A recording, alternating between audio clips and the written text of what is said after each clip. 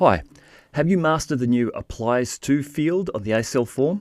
The Applies To field is new in Xanadu, and what it does is it allows you to select which records in a table your ACL will be applied to. So think of it like a filter. It allows you to exclude records from an ACL being evaluated against.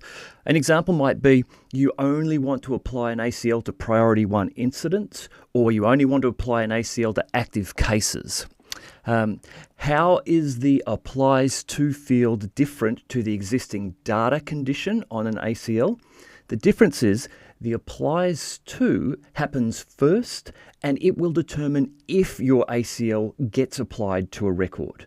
In the data condition field, the conditions that you set there will be evaluated against the records that have already passed through the Applies To filter.